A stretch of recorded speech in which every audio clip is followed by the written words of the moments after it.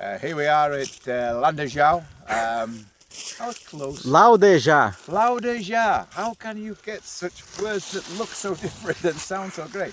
Well, we're in a field of corn that has been recently harvested. What is interesting in this field of corn, particular interest to us really, is the cover crop. And the cover crop is used here for several important reasons.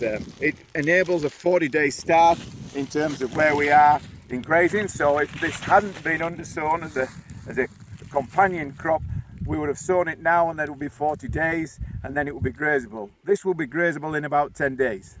So it's been recently combined. The grasses will till out, grow a bit, cattle will be turned on and start to fatten off it. So in other words, this is actually a third crop in this field. We start off with soya, then we move to corn, and the corn has a cover crop of the grass alongside it. That is then grazed by the cattle. The cattle will be removed, the cover crop grass will grow again, it will be then glyphosated and it will be drilled again with soya. The disadvantage from this is there is a slight yield penalty on the corn, somewhere in the region of 5 to 8%. But this has only come about from the research that's been done both by the farmers in their own levy funding, state universities, whereby they're looking to get an establishment of grass at the right amount. In this particular case, it's termed as a 200 VC. That is a combination of the vigour of the seed, the germination of the seed, The purity. and the purity of the seed.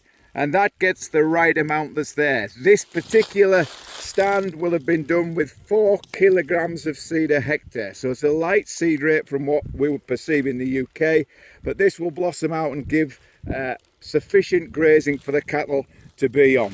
The other part that's in it as well is by preserving moisture, by having crop cover, we're able to gain 10% of yield increase on the soya that is to follow. So it's a win-win from the farmer. We're getting more fibre into the soil is continually cropped, it's in better structural stage, and we're increasing the yield and the output and the performance from this crop. So from a UK perspective, over here in Brazil, this has got to be one feature that we could look at, and can we utilise that? We're starting with cover crops, but we're not always looking them as the most profitable enterprises. This is using the cattle to fatten them as a profitable enterprise and increasing output overall.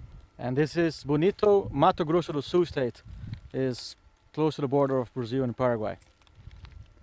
Okay? Yep, brilliant. Okay, so we have to go back. Good. See you next time.